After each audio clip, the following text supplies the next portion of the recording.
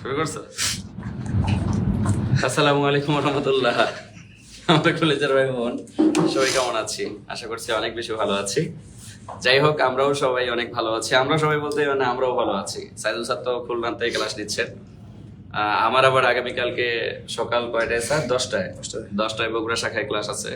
বগুড়া শাখায় seminar plus class আছে।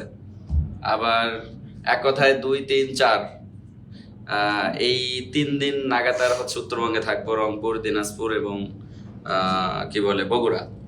So যাই হোক কলেজের ভাই বোন, আমরা আজকে আসার পেছনে মূল রিজন, নাসির স্যার হঠাৎ করে আমাকে বলতেছে যে আচ্ছা মমিনুল স্যার, এই সবাই যে পড়াশোনা করে, পড়াশোনা করার মধ্যে আসলে অনেকের অনেক দ্রুত চাকরি হয়ে যায়, আবার অনেকে দেখা যায় যে এক ধারসে পড়তেই থাকে, তার চাকরি না হওয়ার পেছনে রিজন কি? মানে অনেক বেশি পড়ে কিন্তু তার পড়ার যে প্যাটার্নটা, এটা কি আদৌ ঠিক? বা সে যে পড়ে, শুধু পড়লেই কি চাকরি হয়? বা অনেক বেশি পড়াশোনা করার জন্য, মানে চাকরির জন্য কি আসলে অনেক বেশি পড়াশোনা করা লাগে? বা কোন প্যাটার্নে পড়াশোনা করলে অনেক বেশি পড়াশোনাকে অনেক সহজলভ্য করা যায়? বা হচ্ছে আদার্স এক্সেট্রা, এই ব্যাপারগুলো নিয়ে আমরা একজনের সাথে কথোপকথন করতেছিলাম। তখন আমাদের কাছে মনে হলো যে না, আসলে স্টুডেন্টদের চাকরি না হওয়ার পেছনে 3টা কারণ দায়ী না স্যার? এই 3টা কারণ হচ্ছে আজকে আমরা একটু ব্যাখ্যা করার চেষ্টা করব।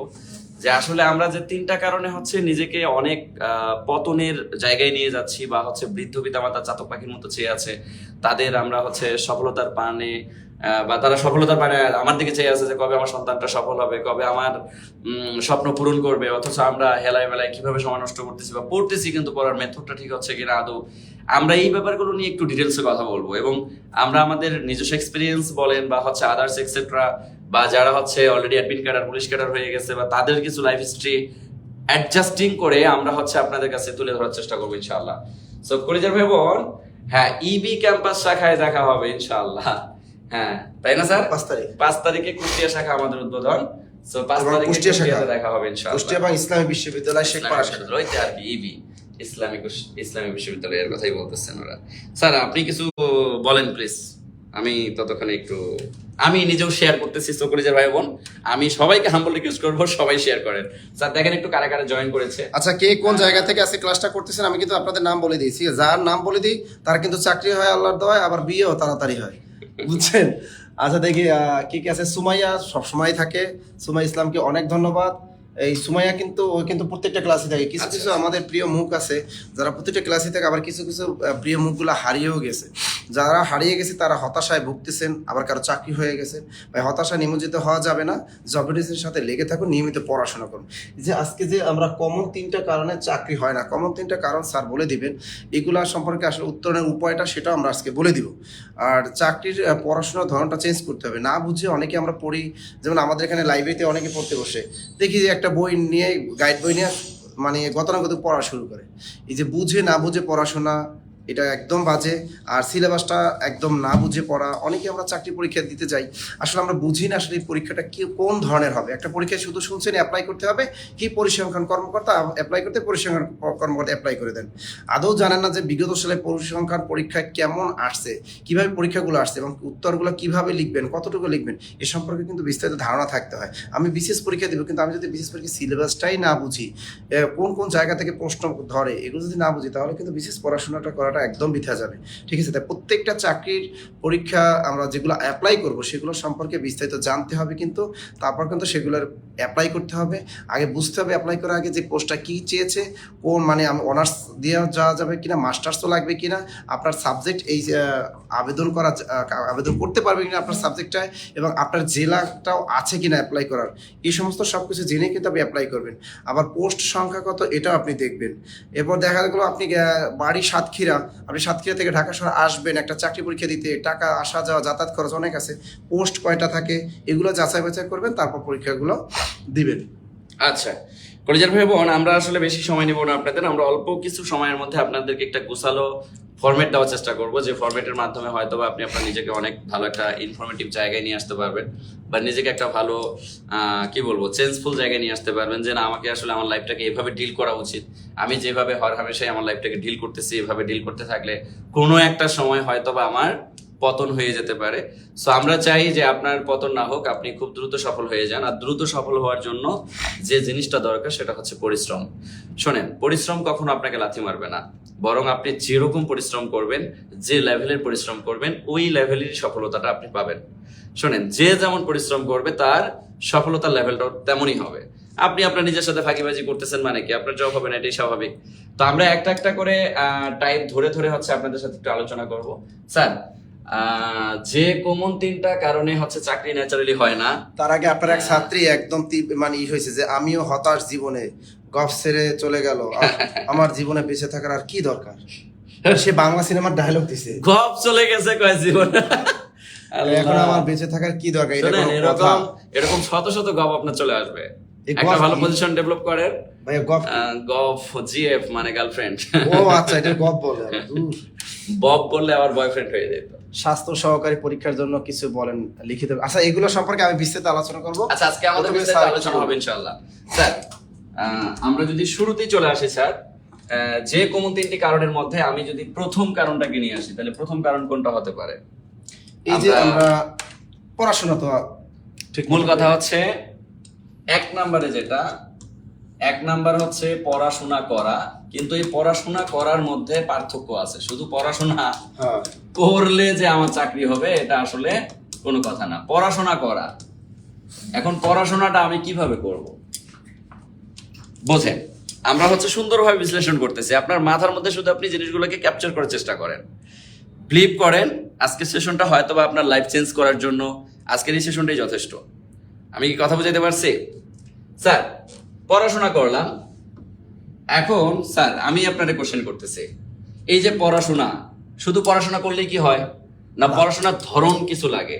অবশ্যই অবশ্যই। আপনি কোন টাইমে ম্যাথ করবেন, কোন টাইমে ইংরেজি পড়বেন, কোন টাইমে জিকে পড়বেন, বিজ্ঞান পড়বেন, এগুলোতে কখন আপনার মস্তিষ্কটা ভালো থাকে, মনটা সেটা আছে, ওই অর্থাৎ রুটিন মাফিক আপনার কিন্তু একটু পড়াশোনা করতে হবে। এক্স্যাক্টলি, আমি ওটাই বুঝাইতে চাইছিলাম যে স্যার কোনো কারণে আমি পড়াশোনা শুরু করলাম।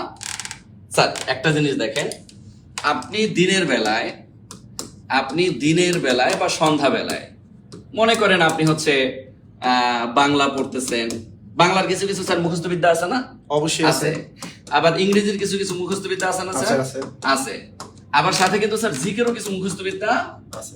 আছে। আচ্ছা স্যার, এখন আপনাকে আমি কোশ্চেন জিজ্ঞেস করলাম, স্যার আপনি দিনের বেলায় কি করলেন, এই জিকেটা হর হামেশাই মুখস্থ বিদ্যার মতো পড়া শুরু করলেন। স্যার এক পাশ দিয়ে পড়তেছেন, আর আপনি সকালবেলায় রাস্তায় বের হয়েছেন, বের হওয়ার সময় একটা সুন্দরী রমণী দেখছেন।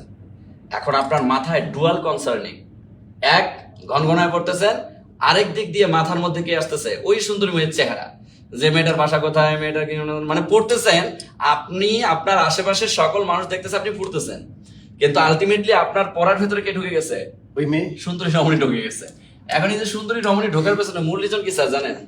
কনসার্নিং, আমরা পড়ার মেথডটা বুঝি না। কিন্তু স্যার এই জায়গায় মানে আপনি পড়তেছেন কিন্তু আপনার কনসার্ন নষ্ট করবেন না, এরকম একটা ওয়ে আছে। সে ওয়েটা কিরকম? মনে করেন স্যার আপনি বাংলাই পড়তেছেন, আমি বাংলার কথাই বলতেছি, যে আপনি দিনের বেলা বা রাতের বেলা বাংলাই পড়তেছেন, আপনি আপনার সামনে হাজার হাজার সুন্দরী রমণী দেখছেন, কোনো সমস্যা নাই। আপনি বাংলার কথা বলেন, ইংলিশের কথা বলেন, আমি শর্টকাটে লিখি বাংলা প্লাস ইংলিশ প্লাস জিকের কথাই যদি আমি বলি, এই তিনটাই পড়তেছেন, কিন্তু কোনো কারণে স্যার আপনি এই তিনটার মচক সলভ করতেছেন। কি সলভ? মচক মানে কিন্তু স্যার এমসিকিউ, অর্থাৎ ওই গফের মতো এটা এরকম একটা এরকম হয়ে গেছে। ওরে আল্লাহ। এখন স্যার মনে করেন আপনারে বলা হইলো বাংলাদেশের রাজধানীর নাম কি, কথা বুঝেন। এখন বাংলাদেশের রাজধানীর নাম কি, এখানে অপশন থাকে কয়টা? চারটা। আপনার কি নিউরন কাজ করতেছে না? বুঝছেন? আপনার কিন্তু নিউরন কাজ করা শুরু করছে, কোনটা হবে কোনটা হবে না, কোনটা হবে কোনটা হবে না, নিউরন কাজ করতেছে কখন? আমি যখন এমসিকিউ সলভ করতেছি। কিন্তু আমি যখন জিকের মুখস্থ বিদ্যা পড়তেছি দিনের বেলায়, তখন সুন্দরী রমণী, রাস্তায় কারে ভুসি দিছি, কার সাথে মারামারি করছি, কোন বন্ধুরে লাথি মারছি, এই সকল কনসার্নিং আমার পড়ার মধ্যে চলে আসতেছে। কখন আসতেছে? যখন আমি ধারাবাহিক মুখস্থ বিদ্যার মতো পড়াশোনা শুরু করছি। তাইলে আমার কথা হচ্ছে দিনের বেলায় বা সন্ধ্যা রাতে যদি আমি মুখস্থ বিদ্যা জিনিসগুলো পড়া শুরু করি জবের জন্য, এই মুখস্থ বিদ্যা পড়া আমি 10 ঘন্টায় যতটুকু ক্যাপচার করব, ওই সেম জায়গায় 10 ঘন্টার পড়া আমি চাইলে কিন্তু স্যার 2 ঘন্টায় ক্যাপচার করতে পারবো। তাইলে এখন একটা ডায়ালগ আছে স্যার, অনেকে কি করে 2 ঘন্টা পরে জব পায়, আবার অনেকে 10 ঘন্টা পরেও জব পায় না। পার্থক্য কিন্তু স্যার এই জায়গায়। তার মানে সে ম্যানেজমেন্ট সিস্টেমটা বোঝে না, ক্যাটাগরিটা সে বোঝে না। তার মানে আমি পড়বো, কিন্তু পড়ার জন্য আমার একটা নির্দিষ্ট মেথড মেনটেন করতে হবে।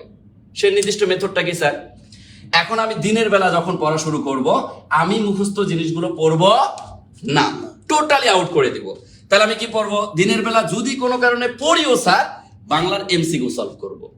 কারণ বাংলার এমসিকিউ সলভ করলে আমার মাথার কনসার্নিং কিন্তু অন্যদিকে যাবে না, আমার নিউরন কাজ করতেছে কোনটা হবে কোনটা হবে না। ইংলিশের এমসিকিউ সলভ করলে মাথার কনসার্নিং অন্যদিকে যাবে না, জিকের ক্ষেত্রেও অন্যদিকে যাবে না। কিন্তু মুখস্থ বিদ্যা পড়লে আমার গার্লফ্রেন্ড, আমার সুন্দরী রমণী, আমি কার সাথে ভুষাভুষি করছি সব চলে আসবে। তার মানে এই জায়গায় দিনের বেলা বা সন্ধ্যা রাতে আমি কখনোই মুখস্থ জিনিস পড়বো না, পড়বো না, পড়বো না, পড়বো না। তবা করে ফেলেন। কথা ক্লিয়ার স্যার? এবার আসেন স্যার, দিনের বেলায় আমি এই 3টা জিনিসকে যদি টোটালি অ্যাভয়েড করি তাইলে আরো ভালো হয়। কেন বলেন? এই দিনের বেলায় সবচাইতে বেশি নিউরন কাজ করানোর মতো একটা জিনিস আছে, সেটা হচ্ছে কি? ম্যাথ। মনে করেন আপনি যে জায়গায় পড়াশোনা করতেছেন তার পাশেই আপনার গার্লফ্রেন্ডের বিয়ে হইতেছে, বুঝছেন? বিশাল বড় একটা প্যারা খাইছেন। পাশের বিল্ডিং এ আপনার গার্লফ্রেন্ডের বিয়ে হওয়া সত্ত্বেও আপনি যদি ম্যাথ করা শুরু করেন, ম্যাথ এমন একটা জিনিস যে এরে যখন আপনি 1 লাইন লিখবেন, সেকেন্ড লাইনটা কি হবে? আপনার নিউরন অস্থির হয়ে যাবে, মাথার স্নায়ু অটোমেটেড কাজ করা শুরু করবে। তার মানে অন্যদিকে কনসার্ন যাওয়ার মতো কোনো অপশন কোথায় নাই স্যার? ম্যাথে। তার মানে আমি যদি ম্যাথ প্র্যাকটিস করি, এই ম্যাথ প্র্যাকটিস করতে গেলে কিন্তু আমি অন্য কোনো দিকে কনসার্ন দিচ্ছি না। তার মানে আমি দিনের বেলা কি করবো তাইলে? সবচাইতে বেশি যে কাজটা করব, আমি ম্যাথ প্র্যাকটিস করব। আমাদের কিন্তু 2 নাম্বার কারণ একটু পরে চলে আসবে, ম্যাথ আর ইংলিশ। এটার দক্ষতা না থাকা, একটু পরে আসতেছি। তাইলে ম্যাথে যদি আমি খুব ভালো করতে চাই, এটারও নিনজা টেকনিক আমি বলবো। তার আগে স্যার, এখন আপনার একটা কোশ্চেন করি। এই জায়গায় আরো একটা কোশ্চেন আছে যে আমি বাংলা ইংলিশ জিকে এর জন্য কখন পড়বো? দিনের বেলা আমি স্কিপ করলাম, ওকে ডান। দিনের বেলা ভাইয়া আমাকে বলেছেন আপনি ম্যাথ সলভ করেন, ওকে ডান, আমি ম্যাথ সলভ করলাম। মসক সলভ করতে বলছেন, মসক সলভ করলাম, কোনো সমস্যা নাই। ভাইয়া মুখস্থ বিদ্যা কখন পড়বো? আচ্ছা স্যার, সৃষ্টিকর্তা কিন্তু আমাদের একটা নির্দিষ্ট টাইম দিছে। এশার নামাজ পড়ো, কিছুক্ষণ হালকা খাওয়া দাওয়া করার পর কি করো? ঘুমায় যাও। আসলে এই নিয়মটা, নীতিটা যদি কেউ মেনটেন করে, আমি মনে করি সেই অনেক দ্রুত সফল হয়। তবে এখানে অনেক ধরনের ক্রাইটেরিয়া আছে, আমি কারো বিপক্ষে কথা বলবো না। তবে আমি বলবো এই যে জিকে প্লাস এই যে বাংলা প্লাস এই যে ইংলিশ, এদের যে মুখস্থ পাঠটা আছে, এই মুখস্থ পাঠটা যদি স্যার কেউ সকালে কি স্যার ঘুম থেকে উঠার পর পড়ার চেষ্টা করে। আচ্ছা এখন ঘুম থেকে উঠলাম স্যার, ঘুম থেকে উঠার পর একটা জিনিস ফিল করেন তো, সারাদিন আপনি যা করছেন, ঘুম থেকে উঠার পর এই জিনিস মনে থাকে না, মাথা কিন্তু একদম ফ্রেশ। তাহলে এই ফ্রেশ মোমেন্টে আমি জিকের মুখস্থ জিনিসগুলো, সেটা আমি ফজরের পরে পড়তে পারি, ফজরের আগে 3টার দিকে উঠতে পারি, অথবা আমি ঘুম থেকে 6টার দিকে উঠতে পারি, অথবা আমি 7টার দিকে উঠতে পারি। কিন্তু ঘুম থেকে উঠার পরে আমি 3টা সাবজেক্টকে যদি আমি মুখস্থ জিনিসগুলো পড়া শুরু করি, believe me or not sir, আপনি দিনের বেলা বা সন্ধ্যা বেলায় যে পড়া আপনি 8 ঘন্টায় মনের মধ্যে রাখতে পারবেন না, ওই পড়া আপনি 2 ঘন্টায় ক্যাপচার করতে পারবেন। মাত্র 2 ঘন্টায় ক্যাপচার করতে পারবেন। তাহলে আমার কথা হচ্ছে, আমি 8 ঘন্টার পড়া যদি 2 ঘন্টায় ক্যাপচার করতে পারি, তাহলে এর থেকে বড় আর কি হইতে পারে? কারণ সকালে আমি যাই পড়বো তাই আমার মাথা ক্যাপচার করে নিবে। কিন্তু স্যার সকালে একটা খারাপ জিনিস আছে, সে জিনিসটা হচ্ছে স্যার, যদি আপনি কোনো কারণে সকালে 3টার দিকে উঠেন, এই 3টায় উঠা শুরু করলেন, কিন্তু স্যার আপনার চোখ কি আপনার উঠে পড়তে দিবে? ঘুম চলে আসবে। কি চলে আসবে? ঘুম চলে আসবে। আচ্ছা, এবার স্যার আপনার আমি একটা কোশ্চেন করি। শরীর আমার দাস, আমি শরীরকে যেভাবে চালাবো সে সেভাবেই চলবে। কেমন? মনে করেন স্যার, আপনি আজকে থেকে একটা রুটিন তৈরি করলেন আপনার শরীরে চালানোর জন্য। রুটিনটা হচ্ছে আমি রাতেও ঘুমাবো, দুপুর 12টা পর্যন্ত ঘুমাবো, উঠবো খাবো আবার ঘুমাবো, আবার উঠবো খাবো আবার ঘুমাবো। তার মানে শরীরকে আপনি কি করতেছেন? শরীরকে বলতেছেন তুই শুধু ঘুমাবি। শরীর ঘুমের অ্যান্টিবডি তৈরি করে ফেলছে। এখন স্যার এই শয়তান শরীরটাকে আমি কি আমার একটা নির্দিষ্ট গ্যাদারে নিয়ে আসতে পারি না? আপনি মনে করেন রাত 3টার দিকে উঠার একটা অভ্যাস তৈরি করলেন, বা আমি 3টা দিলাম না, বা ফজরের পরে মনে করেন 5টার দিকে উঠার অভ্যাস করলেন। এখন এই যে 5টার দিকে উঠার যে অভ্যাসটা করলেন স্যার, এই 5টার দিকে আপনি প্রথম যে 3 দিন বা 5 দিন আপনি যে উঠবেন 100% শিওর থাকেন এই প্রথম 3 দিন 5 দিন শুধু ঘুম। ঘুম মানে কি মারাত্মক লেভেলের ঘুম। কিন্তু স্যার বিশ্বাস করেন, যখনই আপনার 5 দিন ক্রস হয়ে যাবে শরীরের ভেতরে অটোমেটেড একটা অ্যান্টিবডি ক্রিয়েট হয়ে যাবে, এবং আপনার শরীরের অ্যান্টিবডি বলবে এই বেটা 5টা বাজছে ওঠ। আপনি ঘুম থেকে উঠবেন, আপনার শরীর অটো উঠা শুরু করবে। কেন? কারণ আপনি আপনার শরীরকে একটা অ্যান্টিবডিতে পরিণত করছেন, টানা 5 দিন কঠোর পরিশ্রম করছেন যে আমাকে সকাল 5টায় ভোর 5টায় উঠতে হবে, ভোর 5টায় উঠতে হবে। এই যে ভোর 5টায় উঠার জন্য শরীরের ভেতরে আপনি টানা 5 দিন যে একটা অ্যান্টিবডি ক্রিয়েট করলেন, এই অ্যান্টিবডি ক্রিয়েট করার কারণে আপনি কিন্তু অনায়াসে সুন্দরভাবে 5টার দিকে পড়ার যে একটা মেথড বা ক্রাইটেরিয়া, এটা আপনার পদ্ধতিতে চলে আসলো, বা আপনার শরীরের মধ্যে ভেতরে একটা অ্যান্টিবডি তৈরি হয়ে গেল। এখন স্যার শরীরের ভেতরে যখন অ্যান্টিবডি তৈরি হয়ে গেছে, তারপরের দিন সকালে কি আপনাকে অ্যালার্ম দিয়ে রাখতে হবে? নো। শরীর অটোমেটেড চোখ, মানে চোখ অটোমেটেড খুলে যাবে। খোলার পর আপনার শরীরের মধ্যে খিচ্চা, আপনার শরীরে বলবে এই বেটা উঠ উঠ উঠ উঠ, তোরা সফল হইতে হবে বেটা, পড়তে বস। তার মানে আমি আমার শরীরে চাইলেই আমি আমার দাস বানাইতে পারি। এবার স্যার আরেকটা জায়গায় আমরা ভুল কনসার্নিং করি, এই ভুল কনসার্নিংটা আমি একটু শুধরাইয়া দেই। ভুল কনসার্নিংটা কি স্যার? আচ্ছা মনে করেন আপনি অনবরত পাগলা গুন্ডির মতো পড়ে যাচ্ছেন, ওরে বাবা রে বাবা, আশেপাশের ভাই ব্রাদার 14 গোষ্ঠী বলতেছে আরে সেই লেভেলের পড়াশোনা করতেছে, চাকরি হয়ে যাবে। কয় মাসের মধ্যে? 3 মাসের মধ্যে। এখন স্যার আপনি যে পাগলা ঘুন্টির মতো পড়তেছেন, এই পাগলাদের মতো পড়াশোনা করে, পাগলা ঘুন্টির মতো পড়াশোনা করে, এই পড়াশোনা কি আদৌ কাজে লাগে? লাগে না। বিশ্ব গবেষণায় দেখা গেছে, যারা সায়েন্টিস্ট তারা একটা গবেষণা করে যে জিনিসটা পাইছে স্যার, একটা স্টুডেন্ট যখন 30 মিনিট পড়ে, এই 30 মিনিট পর্যন্ত তার মনোযোগ একেবারে 100% কাজ করে। এই 30 মিনিট যখন সে ক্রস করা শুরু করে, ধরলাম 30 থেকে 40 মিনিট পর্যন্ত তার কনসার্নিং ঠিক থাকবে। এরপরে কিন্তু তার কনসার্নিং যদি সে মুখস্থ বিদ্যা অনবরত পড়তে থাকে, এই জিনিস কিন্তু তার মাথায় আর ঢুকবে না। এখন স্যার কি করা উচিত? এই জায়গায় একটা পড়ার নিনজা টেকনিক আছে। সেই নিনজা টেকনিকটা হচ্ছে আমাকে রিয়ালাইজ করে পড়তে হবে। কি করে পড়তে হবে? রিয়ালাইজ জিনিসটা কি স্যার? আমি মনে করেন বাংলা 30 মিনিট পড়লাম, আপনি যেমন করে মজা করে বাংলা পড়ান, কোনো কারণে আমি 30 মিনিট ক্লাস করলাম আপনার। এই 30 মিনিট ক্লাস করার পরে আপনি যখন ক্লাস নেন, আমরা তো অনেক সময় অনেক এন্টারটেইনমেন্ট দেই কেন, এত মজা দেই কেন ক্লাসে?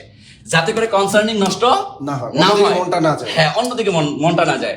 এখন আপনার পড়ার মনটাও যাতে অন্যদিকে না যায়, এই জন্য আমরা যখন নিজে বই রিডিং পড়ি, আমি 30 মিনিট পড়ার পর স্যার চেয়ারের মধ্যে হেলান দিলাম, হেলান দিয়ে মাথাকে জিজ্ঞেস করলাম, এই মাথা বলো তো তুমি 30 মিনিট কি পড়ছো? মানে আমি নিজের মাথাকে নিজে জিজ্ঞেস করতেছি। আমি যখন স্যার জিজ্ঞেস করবো, বিলিভ মি অর নট, এই 30 মিনিটের পড়া যদি আপনার মাথা আপনাকে রিয়ালাইজ করে অতপ্রতভাবে বলতে পারে, পরীক্ষার হলে স্যার এখান থেকে যতই কোশ্চেন আসুক, জীবনও কোনোদিন আপনার কনফিউশন তৈরি হবে না। ক হবে না খ, খ হবে না গ, এরকম কোনো কনফিউশন তৈরি হবে না। 100% একুরেটলি উত্তরটা কিন্তু আপনি কাউন্ট করতে পারবেন, কারণ আপনি ওই যে রিয়ালাইজ করছেন। আরেকটা মজার ব্যাপার হচ্ছে স্যার, এই 30 মিনিট আপনি যা পড়ছেন, 2 মিনিট রিয়ালাইজ করার সময় কোনো একটা টপিক হঠাৎ করে মনে পড়তেছে না, যে আমি কি পড়ছি মনে আসতেছে না। এই যে কি পড়ছি মনে আসতেছে না, এটা যখন আপনি আবার বইয়ের পেজ উল্টায় ওই তথ্যটা একবার দেখবেন, বিলিভ মি অর নট, এই তথ্য থেকে যদি 10 বছর পরেও কোনো প্রশ্ন আসে, তারপরেও আপনি উত্তর দিতে পারবেন। কেন?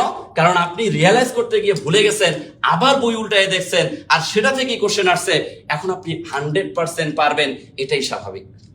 আমি কি কথা বুঝতে পারছি স্যার? দেখেন স্যার যে কথাগুলো বললো এটা কিন্তু সত্য কথা। দেখবেন আমরা যখন নামাজ পড়তে যাই, মসজিদে নামাজ পড়তে গেলে বা বাসায় নামাজ পড়ি, ওই নামাজের ভিতরে শয়তানে সে কিন্তু উল্টা পাল্টা কিছু মস্তিষ্কে ঢুকে দেয়।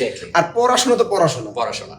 চিন্তা করা যায় নামাজ পড়তে দাঁড়াই আমরা, নামাজের ভিতরে শয়তান কিভাবে ধোকা দেয়, ওই মানে কত কিছু মাথার ভিতরে চলে এসে, তারপর পড়াশোনা করার সময় কতটা প্যানিক দেয় আপনাকে।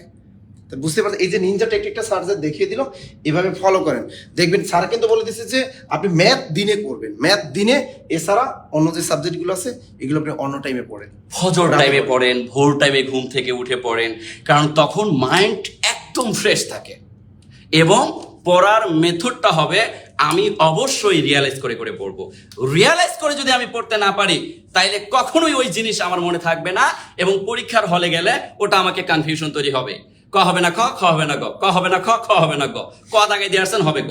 স্যার একটা সেম একটা বিষয় হলো আমাদের আয়েশা বিনতে হামিদ লিখছে, যারা টিউশনি করায় তাদের কিভাবে পড়া উচিত। টিউশনি করানোর পর নিজের পড়ায় মন বসে না পারে। বাংলা সিনেমার একটা সিনেমা আছে, মন বসে না পড়ার টেবিলে, বলবো কথা বাসর করে, ইঞ্চি ইঞ্চি প্রেম, এগুলো কিন্তু বাংলা সিনেমার নাম, এগুলো কিন্তু বাস্তব বাংলাদেশ সিনেমার সাথেও মিল আছে। যাই হোক, আপনার মন বসে না পড়ার টেবিলে বুঝতে পেরেছি যে আপনি অনেকে এই রোগটা অনেকেরই আছে, যে সাধারণত টিউশনিতে যান, টিউশনি থেকে আসার পরে মনটা খারাপ থাকে। কেন স্যার জানেন, টিউশনিতে রওনা দিছে 1 ঘন্টা গেল যে আমি আবার আসতে, অর্থাৎ 3 থেকে 4 ঘন্টা সে ব্যয় করে আসলো। তার কথা টেনশন থাকে যে আল্লাহ আমি ওখানে টিউশন করাইলাম, আমার 3 ঘন্টা আমি ব্যয় করে ফেললাম, আমার যারা বন্ধু তারা এই 3 ঘন্টা পড়ে তো ফাটায় ফেলাইছে, ঠিক আছে। তারপর কিন্তু তার যদি পড়াশোনা করতে বসে তখন মাথায় কিন্তু কাজ করে না। এখন স্যার যারা টিউশনি করে, ঠিক আছে, টিউশনি করে কিভাবে তার নিজের পড়াশোনাটাও ঠিক মতো চালিয়ে যাবে, এই সম্পর্কে একটু নিনজা টেকনিক বলেন স্যার। আচ্ছা, টিউশনির ব্যাপারটা বলি। টিউশন খুবই ভালো একটা জিনিস, টিউশন তো করতেই হবে, কারণ এই টিউশন যদি আপনি ম্যাথ প্লাস ইংরেজি এর জন্য করান তাহলে আপনার লাইফের জন্য এটাও একটা টার্নিং পয়েন্ট। কারণ আপনি যে ক্লাস 9-10 এর বাচ্চাকে পড়াচ্ছেন, যে ইন্টারমিডিয়েটের বাচ্চাকে পড়াচ্ছেন, সে তাকে পড়াইতে গিয়ে আপনি যা ম্যাথ পড়াচ্ছেন, যা ইংরেজি শেখাচ্ছেন, তাই কিন্তু আপনার জবের পরীক্ষা আসতেছে। তার মানে আপনি অনেক গুরুত্বপূর্ণ 2টা সাবজেক্টের উপর দক্ষ একটা প্যানেল তৈরি করতেছেন। এখন আমি বলি, আপনি টিউশনি নেওয়ার ক্ষেত্রে অবশ্যই আপনি যদি অ্যাকাউন্টিং এর স্টুডেন্টও হন, তাও আপনি ম্যাথের দায়িত্ব নেন। হ্যাঁ, কারণ এই দায়িত্ব নিতে গেলে তখন কিন্তু আপনার পড়তে ইচ্ছে করবে, আপনাকে নিজেকেও জানতে হবে। ওই নিজের জানার তাগিদে আপনার প্রিলির প্রস্তুতি হয়ে যাবে, লিখিতের প্রস্তুতি হয়ে যাবে, আপনি একদম ক্রিম লেভেলের একটা মাল্টি ট্যালেন্ট মানুষ হয়ে যাবেন।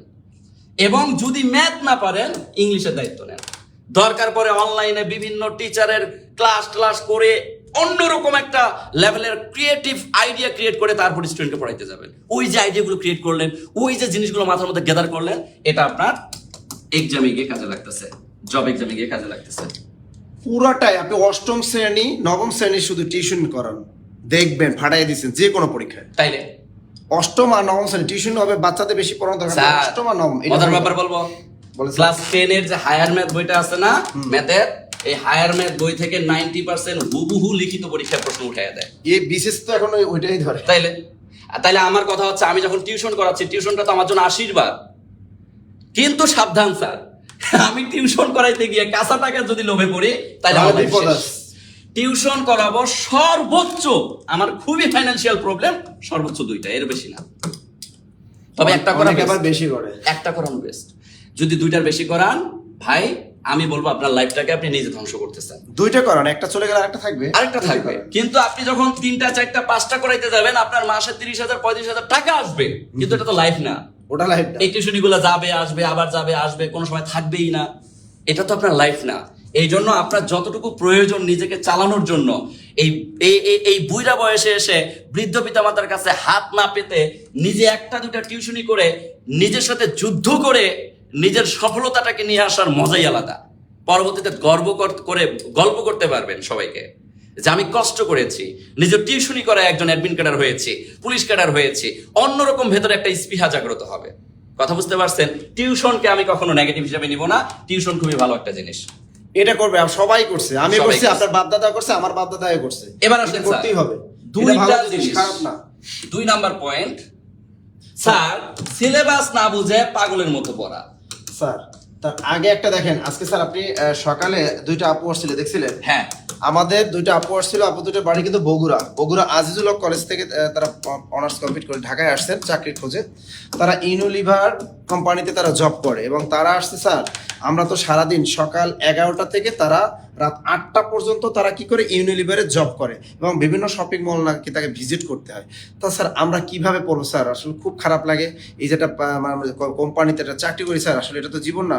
কিন্তু আমি বগুড়া আজিলা কলেজ থেকে আমরা দুইজনে পড়াশোনা করে আসলাম এবং এই জব মেডিসিনকে আপনাদের কাছে আসছি একটু পড়াশোনা, আপনাদের কখন কিভাবে মানে ক্লাসগুলো করান, কারণ স্যার আমরা তাহলে কিভাবে পড়বো?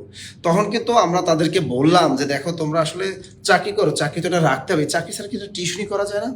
চাকরি থেকে কিন্তু ভাই টিউশনই ভালো, টিউশনে আবার টাইম লস হয় কত কম, 2 ঘন্টা 1 ঘন্টা আমার সর্বোচ্চ যাচ্ছে। তার চাকরি করে সেজন্য কিন্তু তার অনেক ঘন্টা টাইম ব্যয় হয়ে যাচ্ছে, মিনিমাম 8 ঘন্টা 8 ঘন্টা ব্যয় হয়ে যাচ্ছে, চলে যাচ্ছে। সকাল 11টা থেকে সে রাত 8টা পর্যন্ত কাজ করতেছে এবং কনসার্নিং একটা নির্দিষ্ট দিকে থাকতেছে। আবার কি দেখছেন তারা কিন্তু আবার শাড়ি যে কাজটা করতেছে স্যার, ওই কাজটা আমার জব কেন্দ্রিক কোনো না। প্রস্তুতিতে কাজে লাগতেছে না। দুইজনে শাড়ি পরছে, চিন্তা করেন, আমি চিন্তা করি ওদের শাড়িটা পরতে, ওদের আবার কোম্পানি থেকে শাড়ি দিয়েছে, এই শাড়িটা পরতে তার টাইম ব্যয় হয়েছে, পার্লারে যেতে হয়, সুন্দর করে সাজতে হয়, কারণ প্রাইভেট চাকরি মানে সাজুগুজু, এর পিছনে তাদের আর নাকি আরো টাইম লস হয়, তারা মানে মন স্থির করে পড়তেই পারতেছে না। এরকম যারা চাকরি করেন প্রাইভেট, তাদের উদ্দেশ্যে বলছি যে ভাই আপনি চাকরি স্টুডেন্ট লাইফে চাকরি করার দরকার নেই, যদি পার্ট টাইম চাকরি পান 3 ঘন্টা 4 ঘন্টা 5 ঘন্টা চাকরি পায় তা করেন, কিন্তু আদারওয়াইজ আপনি চাকরি করেন না, আপনি টিউশন করেন, টিউশনের টাইম কম যাবে এবং ওই যতটুকু পড়াবেন ওগুলো আপনার নিজেরও কাজে লাগবে, কিন্তু অন্য প্রাইভেট জবের যত কাজ করবেন ওই কাজ আপনার পড়াশোনার সাথে কোনো রিলেটেড না, আপনি মেন্টাল ডিপ্রেশনে ভুগবেন, সারাদিন অফিস করবে আর কবে আমি পড়াশোনা করতেছি না, লাইফটা শেষ হয়ে যাচ্ছে, এই তো শেষ হয়ে যাচ্ছে, হ্যাঁ কি করলাম আমি আকিসগিরি কোম্পানিতে 30,000 টাকা স্যালারিতে চাকরি নিলাম, প্রথম টাকা দেখছে বেশি, পরে দেয় হতাশ।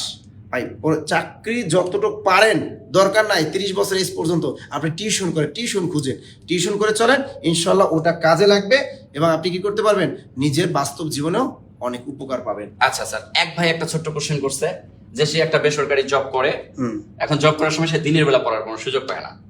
আচ্ছা, এবার আমি একটা সহজ বুদ্ধি দেই, আপনি যে জবই করেন না কেন অবশ্যই ফাঁক ফোকরে কিছুটা সময় পান।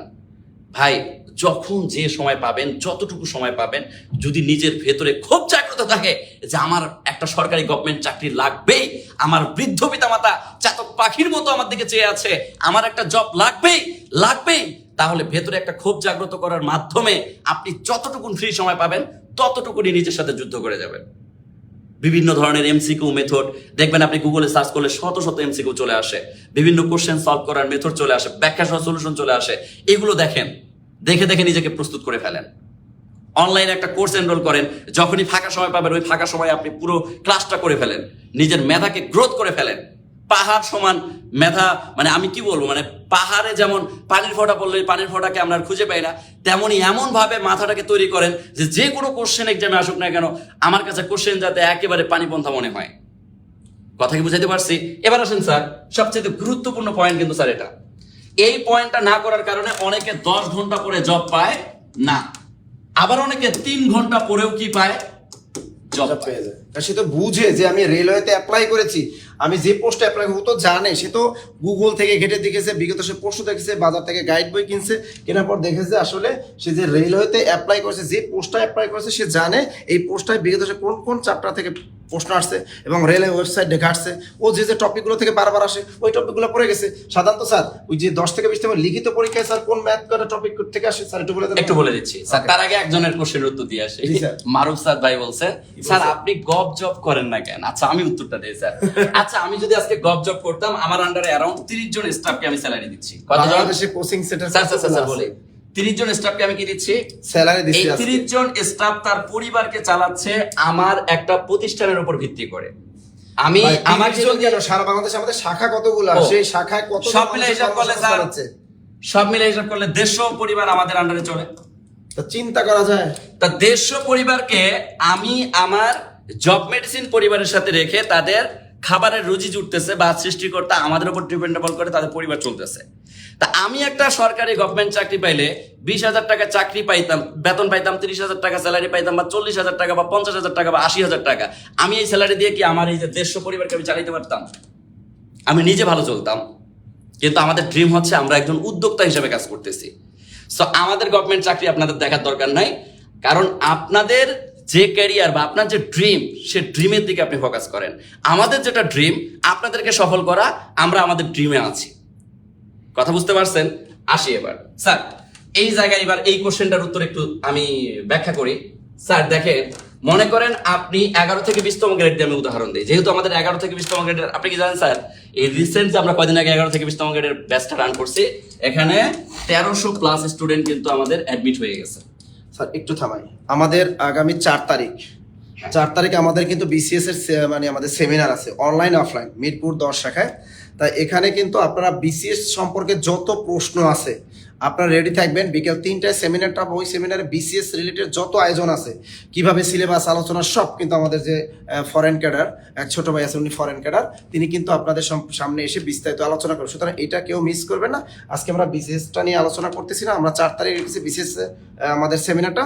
আজকে স্যার আমরা ওই 10 থেকে 20তম গ্রেডের যে বিষয়টা, এটা নিয়েই আজকে আমরা আসলে কথাটা বলতেছি। আচ্ছা, তাহলে 10 থেকে 20তম গ্রেডের চাকরিগুলো না হওয়ার পেছনে স্যার একটা স্টুডেন্টের মূল কারণ কিন্তু আমি মনে করি সিলেবাস। কারণ আমরা জব মেডিসিন এই কোর্সটা লঞ্চ করার আগে আপনার মনে পড়ে রাত 2টা 3টা 4টা 5টা বেজে গেছে, সিলেবাস ঘাটতে ঘাটতে কোত্থেকে কোশ্চেন আসে, কিভাবে কোশ্চেন আসে, কেন এই প্যাটার্নে কোশ্চেন করে, কেন ওই প্যাটার্নে কোশ্চেন করে, রিটেন কোত্থেকে আসে, প্রিলির কোশ্চেন কিভাবে আসে, কোন প্যাটার্নে করে। আলটিমেটলি এই জন্য কিন্তু দেখেন আমরা যে 11 থেকে 20তম গ্রেডের যে হাইলাইটসটা আমরা যে দিছি, এই হাইলাইটস এর মধ্যে আপনি যদি লক্ষ্য করেন আমরা কি করছি, সুন্দর করে প্রিলিজ সিলেবাসও আলোচনা করছি প্লাস লিখিত সিলেবাস আলোচনা করছি। একটা স্টুডেন্ট হাতে পাওয়ার সাথে সাথে সে লিখিত সিলেবাসও বুঝতে পারতেছে কোনটা, প্রিলিজ সিলেবাসও বুঝতে পারতেছে কোনটা। কিন্তু বাজারের কোনো গাইড নেওয়ার পরে সে কিন্তু সিলেবাস বুঝতে পারে না। কেন পারে না? কারণ কোত্থেকে পড়বে, কিভাবে পড়বে, ওর মাথা ঘুরপাক খাওয়া শুরু করে। এবার আসেন স্যার, আমি যদি প্রপার সিলেবাস না বুঝে পড়াশোনা করি, পাহাড় পরিমাণ পড়বো, বিশাল বড় লাইব্রেরি বানায় ফেলবো বাসার ভেতরে, আলটিমেটলি এই পড়া কোনো কাজে লাগবে না।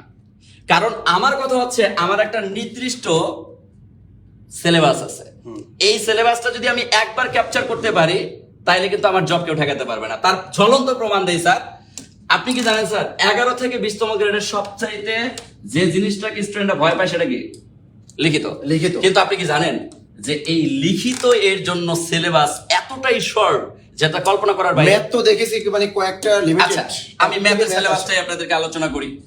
ম্যাথের সিলেবাস কতগুলো অধ্যায় ভাই? বীজগণিত, পাটিগণিত, জ্যামিতি মিলায় সব মিলায় ধরেন মিনিমাম 25টা টপিক আছে। তো 25টা টপিকের মধ্যে মাত্র সর্বোচ্চ দিয়ে ধরলাম 7টা টপিক থেকে প্রশ্ন আসে লিখিত। 7টা টপিক থেকে স্যার লিখিত প্রশ্ন আসে। এখন কোন একটা স্টুডেন্ট যদি না বোঝে যে কয়টা টপিক থেকে লিখিত প্রশ্ন আসে, তাইলে সে কি কখনো 11 থেকে 20তম গ্রেডের লিখিত পরীক্ষায় উত্তীর্ণ হতে পারবে? সে কি করবে? জানতে হবে। সে হর হামেশাই প্রত্যেকটা টপিক পাগলা ঘুন্টির মতো পড়াশোনা শুরু করলো, পাগলের মতো পড়লো, আলটিমেটলি পরীক্ষার হলে গিয়ে কেউ কিছুই পারলো না। কিন্তু অন্য একটা স্টুডেন্ট এই 7টা টপিককে ভালোভাবে আইডেন্টিফাই করে এর নারী ভুঁড়ি সব দেখে গেল। তাহলে এখান থেকে যখন লিখিত প্রশ্ন আসবে, যেহেতু নারী ভুঁড়ি সব দেখে গেছে, তাহলে ও কি কখনো মিসফায়ার করবে? ও কিন্তু হরহামেশাই কোশ্চেনগুলো সবগুলোর উত্তর দিয়ে চলে আসবে। আচ্ছা, একজনে কি লাইসিয়াম একাডেমি বেতাগি, তার ভাইয়া আপনি লিখছেন এখন লিমিটেড পড়াশোনা করে চাকরি হয় না। ভাই কথাটা কিন্তু চমৎকার একটা কথা বলছেন আপনি, যে এটা সত্য কথা যে লিমিটেড পড়াশোনা করে চাকরি হয় না। আপনি যে কোনো চাকরি পরীক্ষা যান, লিমিটেড একটা আপনাকে একটা সাজেশন ধরাই দিবে যে আমরা একটা সাজেশন ধরাই দিলাম, ভাই এইটা পড়েন আপনার চাকরি কনফার্ম। এরকম চাকরি হয় না, এটা বাস্তব কথা। তবে অবশ্যই আপনাকে মানে এক যে সিলেবাস অনুসরণ করে যে কোন চাকরি পরীক্ষায় কিভাবে হয় এগুলো ফলো করে। যেমন আমি একটা ছোট উদাহরণ, একাডেমি বানানটা ভুল ভাইয়া, আপনার লাইসিয়াম বানানটা ঠিক আছে, একাডেমি বানানটা ভুল, আপনি একাডেমি বানানটা ঠিক করে নেবেন, কারণ এটা একদম খারাপ দেখা যায়। আমি একটু ইন্টারাপ্ট করি, এটার সাথে আমি একটু অ্যাডজাস্টিং করি। উনি সুন্দর একটা কোশ্চেন করছে, কোশ্চেনের উত্তর আমি দিয়ে দিই। কোশ্চেনটার উত্তর ঠিক এরকম, দেখেন আপনি যখন পাগলের মতো একটা বড় সিলেবাস পড়তে যাবেন তখন কিন্তু আপনি বুঝতে পারবেন না। কিন্তু আপনি 11 থেকে 20তম গ্রেডে বিগত 5 বছর ধরে যে কোশ্চেনগুলো আসছে, যেভাবে কোশ্চেনগুলো আসছে, এই কোশ্চেনগুলোকে যদি আপনি অ্যানালাইজ করা শুরু করেন, যে কোত্থেকে কোশ্চেন আসতেছে, কিভাবে কোশ্চেন আসতেছে, বাংলা কোত্থেকে আসতেছে, ইংলিশ কোত্থেকে আসতেছে, ম্যাথ কোত্থেকে আসতেছে, বা ম্যাথের কোন কোন টপিকগুলোকে ফোকাস করতেছে, তাহলে ম্যাথের কোন কোন টপিকগুলোকে ফোকাস করতেছে এটা যখন আমি ভালোভাবে জানবো স্যার, তখন ম্যাথে কি আমাকে আলাদা করে প্রিলির জন্য বা লিখিত এর জন্য অতিরিক্ত কোনো টপিকে আলাদা করে বেশি ফোকাস দেওয়ার কোনো প্রয়োজন আছে? দরকার নেই, এর বাইরে থেকে আসলে সময় তো পাবো। আমার কথা হচ্ছে আমি 7টা টপিক থেকে 90% কোশ্চেন আমি কমন পাচ্ছি, আর 10% কোশ্চেন হয়তো আমার বাইরে থেকে আসবে। আমার কি 10% টার্গেট না 90% টার্গেট স্যার? ভাই একটা কথা বলি, আমাদের এখানে কয়জন ক্লাস করতেছে আর চেন্নাই খেলা চলতেছে 20.7K ভিউজ, দেখছেন? এটাই স্বাভাবিক, সবাই খেলা নিয়ে ব্যস্ত। আচ্ছা যাই হোক, তাহলে আমরা যেটা বুঝলাম যে আমাদের 2 নাম্বার যেটা, সেটা হচ্ছে সিলেবাস না পড়ে পাগলের মতো কখনো পড়া যাবে না। সিলেবাস আগে বুঝতে হবে, সিলেবাস বুঝে সিলেবাসকে মেনটেন করে সুন্দর করে পড়তে হবে। এখন সিলেবাস 11 থেকে 20তম গ্রেডের যদি বুঝতে চান, 11 থেকে 20তম গ্রেড নিয়ে আমরা প্রপারলি আমাদের নিবন্ধনের যে হাইলাইটস আছে, এই নিবন্ধনের 11 থেকে 20তম গ্রেডের যে হাইলাইটস আছে, এই হাইলাইটস এর আমরা হচ্ছে প্রিলি সিলেবাস এবং লিখিত সিলেবাস আমরা সুন্দর করে পোস্ট করে দেবো ছবি সহ। আপনারা এখান থেকে আপনাদের সুন্দর করে সিলেবাসটা দেখে নেবেন, দেখে নিলেই মন জুড়ে যাবে ইনশাআল্লাহ। এবার আসেন স্যার 3 নাম্বার, স্যার আরেকটা কি বলেন? 3 নাম্বার দিয়ে আমরা মোটামুটি সবাইকে একটু গুছালো ফরম্যাটে নিয়ে আসার চেষ্টা করব। ইংরেজি আর ম্যাথ স্যার, ইংরেজি আর ম্যাথের হ্যাঁ। দুর্বলতা। এই দুইটা কারণ, ইংরেজি আর ম্যাথের কারণে কিন্তু আমাদের অনেক চাকরি হয়। বাস্তব কথা ভাই, অনেক চাকরি পরীক্ষা দিয়েছেন, দেখেন আপনি যদি অনেক ভাবছেন যে ইস, আমি যদি ম্যাথ 3টা ম্যাথ রিটেন আসছে, আমি যদি 2টা ম্যাথও পারতাম আমার চাকরিটা হয়ে যেত। আপনি জিকে ফাটাই দিছেন, আপনি বাংলা ফাটাই দিছেন, কিন্তু ধরাটা খেয়েছেন কথা, আপনি ইংরেজিতে স্মার্ট বাংলাদেশ আসছে, আপনি স্মার্ট বাংলাদেশ সম্পর্কে 2টা লিখতে পারলেন না, মেট্রো সম্পর্কে লিখতে পারলেন না, এক্সপ্রেস ওয়ে সম্পর্কে লিখতে পারলেন না, পদ্মা সেতু সম্পর্কে লিখতে পারলেন না, বঙ্গবন্ধু শেখ মুজিব সম্পর্কে লিখতে বলে 7ই মার্চের ভাষণ সম্পর্কে 5টা লাইন লিখতে বলে ইংরেজিতে আপনি লিখতে পারলেন না, আপনি যদি কট খেয়ে গেলেন। ট্রান্সলেশন আসলে আপনি পারলেন না, অনুবাদ Bangla to English, English to Bangla আসলো পরীক্ষায়, আপনি সেখানে পারলেন না, আপনার কিন্তু চাকরি কখনোই হবে না। আপনি দেখেন ম্যাথ, ঠিক আছে, এই যে দেখেন এখানে দুর্বল বানানটা কিন্তু ভুল, দুর্বল বানানো কিন্তু রহস্যটা দেখছেন। আচ্ছা। এই যে দেখেন এই ম্যাথটা যদি আপনি দুর্বল হন তাহলে কিন্তু শেষ। কারণ যে কোনো ছোট ছোট চাকরি পরীক্ষায় দেখবেন আপনার 3টা ম্যাথ আসে, কোনো চাকরি পরীক্ষায় 2টা ম্যাথ আসে, ছোট ছোট ম্যাথ আসে। এই ম্যাথ যদি আপনি করতে না পারেন আপনার কখনোই চাকরি হবে না। আপনি অন্যদিক লেখা ফাটাই ফেলাইছেন, ম্যাথ পারেন না, আপনার কখনোই চাকরি হবে না। ভাই ম্যাথ করতেই হবে, দৈনিক আপনার রুটিনের খাতা ম্যাথ থাকবে, দৈনিক রুটিনের খাতা ইংরেজি থাকবে। দৈনিক যা পারেন, আপনার একটা রুম সম্পর্কে, ফ্যান সম্পর্কে, লাইট সম্পর্কে, আপনার গার্লফ্রেন্ড সম্পর্কে আপনি 5টা লাইন লেখেন। আপনি আপনার গার্লফ্রেন্ড, আপনার বয়ফ্রেন্ড সব 5টা লাইন খেলে ইংরেজিতে লেখেন, তাও কাজে দিবে, তাও আপনাকে অবশ্যই কাজে দিবে। একটু জিনিস খেয়াল করেন, এই কথাগুলো কিন্তু বাস্তব ভাই, এটা কিন্তু বাস্তব অভিজ্ঞতা থেকেই বলা। এই ম্যাথ যারা প্রস্তুতি নেয় তাদের কাছে যে কোনো চাকরি পরীক্ষা সাহস। আপনি একটা প্রাইমারি পরীক্ষা দিবেন, আপনি যে কোনো চাকরি পরীক্ষা দিতে যাবেন, অনেকে দেখবেন যে 20টা ম্যাথ আসে, এই 20টা ম্যাথের ভিতরে অনেকে 20-20 পায়, অনেকে 18 পায়, 19 পায়, আবার অনেকে দেখলে উত্তর মুখস্থ, এমন ভাবে পড়ছে যে দেখলেই মুখস্থ। কারণ সে টিউশনি বাসায় গেছে, 7-এর ম্যাথ করায়, 8ম শ্রেণী ম্যাথ করায়, 9ম শ্রেণী ম্যাথ করায়, ও তো উত্তর মুখস্থ, উত্তরটা কি মুখস্থ একেবারে। তো এই যে উত্তরগুলো একেবারে মুখস্থ, সুতরাং তার ম্যাথ কিন্তু হয় না। কিন্তু অনেকে দেখেন, অনেকে আমাদের কাছে প্রশ্ন করে, স্যার আমরা ম্যাথেই আমি দুর্বল, আমি ম্যাথেই দুর্বল স্যার। তো এই যে ম্যাথে যদি আপনি দুর্বল থাকেন, এইটা ভালো প্রস্তুতি না ভাই। দৈনিক আপনি ম্যাথের পিছনে বেশি সময় দেন, দৈনিক আপনি ইংরেজির পিছনে বেশি সময় দেন, আপনি দেখবেন আপনার চাকরির প্রস্তুতি অনেক এগিয়ে গেছে। আচ্ছা স্যার, এখানে আমি একটু ইন্টারাপ্ট করি। এই যে ম্যাথের সিলেবাসটাকে কিন্তু আমরা চাইলে একটু ছোট করে নিতে পারি না? যেমন আমি যে একটু আগে বললাম যে আপনি প্রিলির জন্য যা পড়বেন তাই কিন্তু আপনাকে লিখিতের জন্য সব পড়ার কোনো প্রয়োজন নাই। তাহলে প্রিলি প্লাস লিখিতের জন্য 11 থেকে 20তম গ্রেড নিয়ে যেহেতু আমরা সিলেবাস, একজন স্টুডেন্ট কমেন্ট করছে, এই জন্য আমি দৌড়ে গিয়ে বইটা নিয়ে আসলাম। দেখেন এই যে বইয়ের মধ্যে সুন্দর করে দেখেন তো কি লেখা আছে ভাইয়া। 1 নম্বরে বাস্তব সংখ্যা শুধু অনলি প্রিলিতে আসে। এবার যদি বিশ্বাস না হয়, আপনি 11 থেকে 20তম গ্রেডের A to Z সব বই ঘাটা শুরু করেন, সব বই ঘাটা শুরু করেন। কথা বুঝতে পারছেন? দরকার পড়লে কিছু না পারলে নাসির স্যার সম্পর্কে 5টা লাইন লিখেন ইংরেজিতে, তাও দৈনিক লিখেন। এক্স্যাক্টলি, ভালো কথা বলছেন। এবার আসেন ভগ্নাংশ। ভগ্নাংশ থেকেও কিন্তু আমাদের লিখিততে তেমন কোনো কোশ্চেন আসে না। মাঝে মধ্যে ধরে ওই যে বাঁশ, তারপরে হচ্ছে কাদা, এই সংক্রান্ত একটা দুটা ম্যাথ মাঝে মধ্যে আসছে, কিন্তু বেশি আসেনি। এরপরে দেখেন সরলীকরণ থেকে প্রিলিতে কোশ্চেন আসে, কিন্তু আপনি যদি গড় অধ্যায়ের কথা বলেন, এটা লিখিতেও আসে, প্রিলিতেও আসে। এরপরে যদি আপনি অনুপাত সমানুপাতের কথা বলেন, এটা শুধু প্রিলিতে আসে। এরপরে যদি আপনি শতকরার কথা বলেন, প্রিলিতেও আসবে, লিখিতেও আসবে। এরপরে লাভ ক্ষতির কথা বললে প্রিলিতে আসে, লিখিততে আসে। সরল মুনাফা লিখিত প্রিলি দুটাতে, পিতা পুত্র লিখিত প্রিলি। এরপরে দেখেন এখানে প্রিলি লিখিত একটা সিলেবাস তো দেওয়া আছেই। সবচেয়ে মজার ব্যাপার হচ্ছে এখানে সুন্দর করে লেখা আছে কি দেখেন, ম্যাথ লিখিত সাজেশন, যে 7টি অধ্যায় থেকে লিখিত পরীক্ষার প্রশ্ন সবসময় আসে।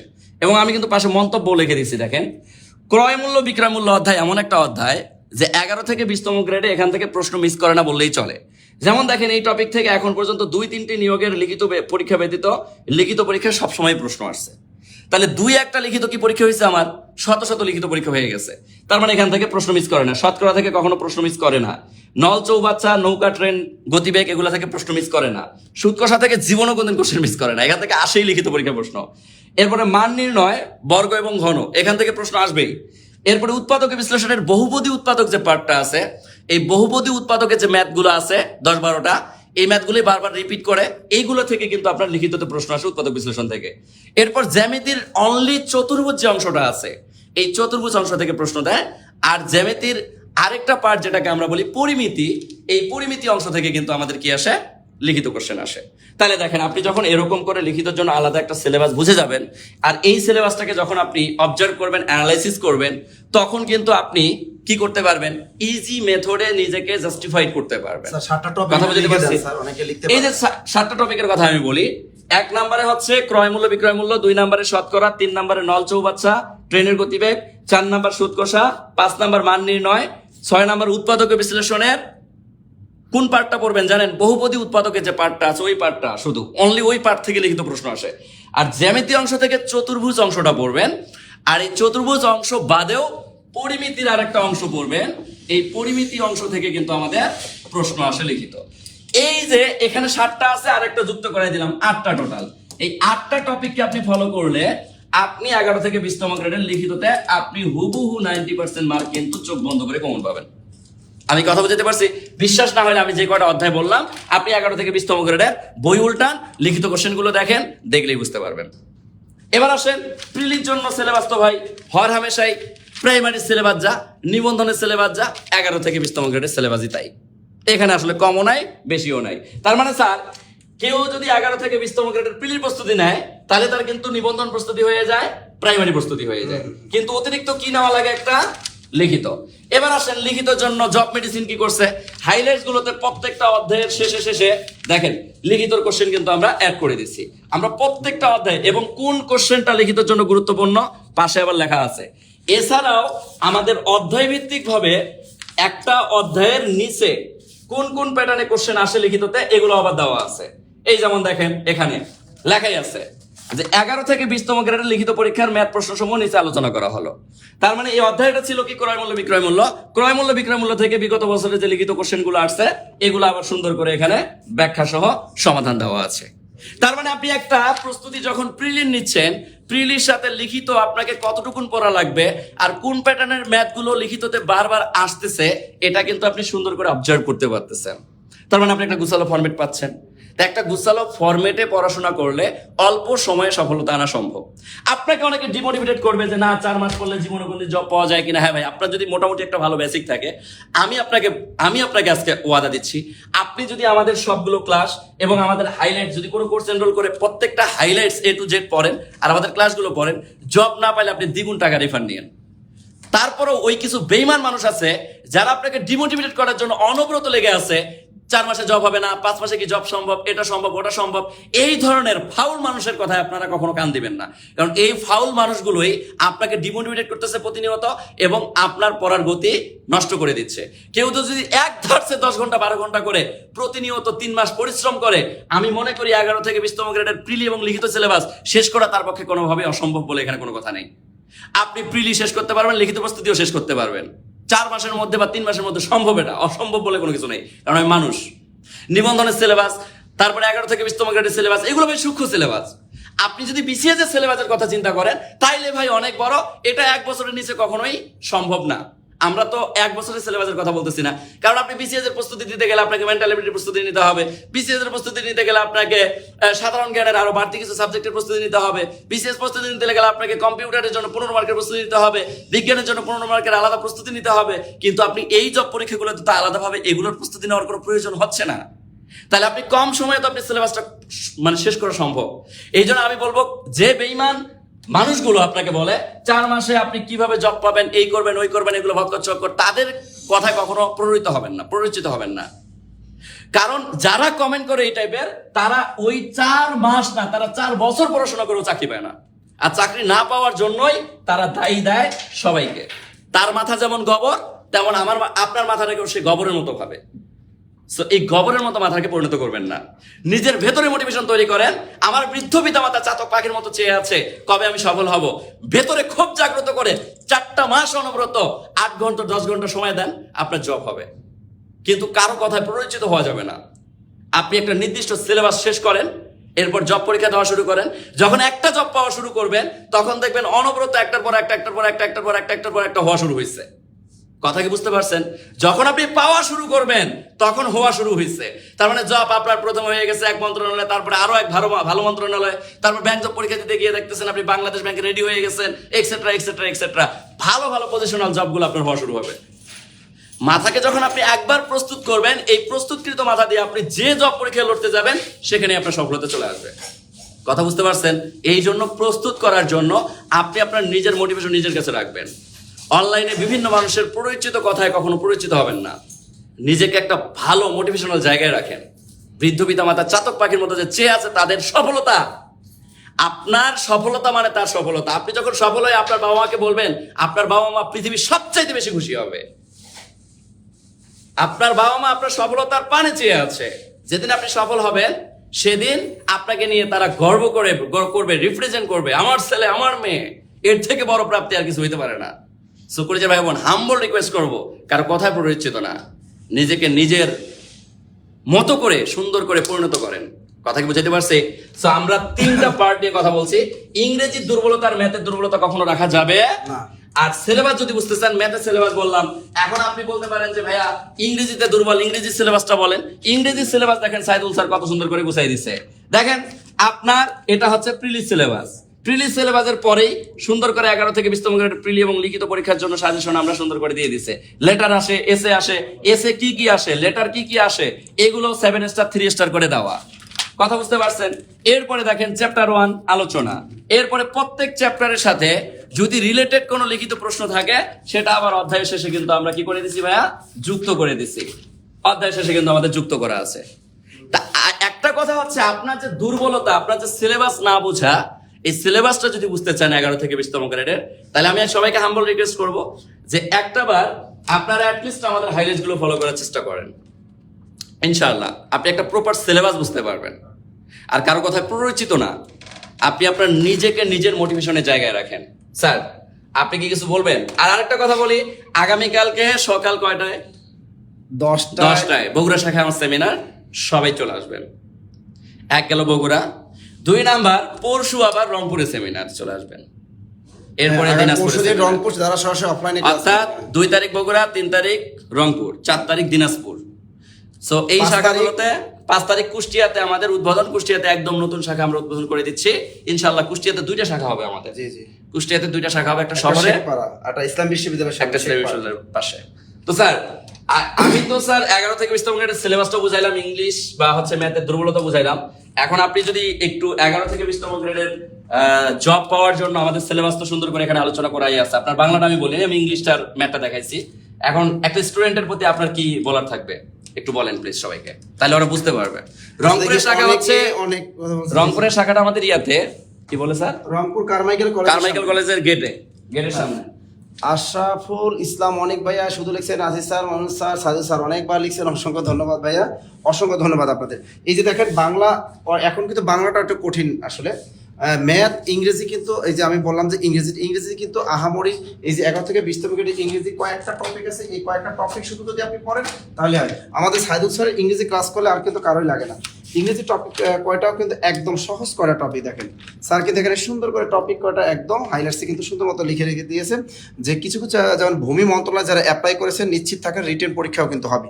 তা ভূমি মন্ত্রণালয় যারা অ্যাপ্লাই করেছেন তাদের জন্য কিন্তু এই কোর্সটা, এবং সিভিল সার্জনের কার্যালয়ে যারা অ্যাপ্লাই করেছেন বিভিন্ন জেলা পর্যায়ে সিভিল সার্জন, এই চাকরিগুলো কিন্তু আপনার লিখিত পরীক্ষা হবে। সুতরাং লিখিত পরীক্ষার প্রস্তুতি নেন। কিন্তু ফুডে যারা পরীক্ষা দিবেন, ফুডের অধিকাংশ চাকরি কিন্তু প্রিলি হয়, শুধু 2-3টা পোস্টের চাকরি কিন্তু আপনাদের লিখিত হবে যারা খাদ্যতে অ্যাপ্লাই করেছেন। রেলওয়েতেও কিন্তু অধিকাংশ চাকরি পরীক্ষা প্রিলি হয়। যারা কম্পিউটার অপারেটর পদে অ্যাপ্লাই করেছেন, অফিস সহকারী পদে, তাদের কিন্তু মাস্ট রিটেন পরীক্ষা হবে।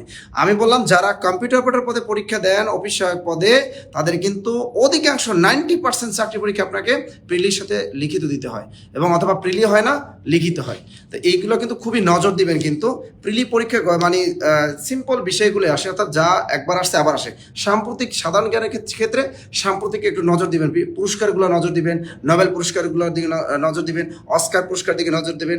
জাতিসংঘ থেকে প্রশ্ন আসে, বিভিন্ন আন্তর্জাতিক সংস্থার সদর দপ্তর থেকে প্রশ্ন ধরে, সাম্প্রতিক কিছু ধরে, এবং দৈনন্দিন বিজ্ঞান থেকে কিন্তু ছোট ছোট প্রশ্ন আসে, এবং কম্পিউটার থেকেও কিন্তু আপনাদের এই চাকরি পরীক্ষাগুলো কিন্তু প্রশ্ন ধরে, যে www এর ফুল মিনিং কি, ঠিক আছে, এই যে WTA এর ফুল মিনিং কি, এগুলো কিন্তু আসবেই, ঠিক আছে। ছোট ছোট যে কম্পিউটার থেকে প্রশ্নগুলো আসে, এগুলো কিন্তু আপনাকে অবশ্যই পারতে হবে, নতুবা কিন্তু আপনার চাকরিটা হবে না।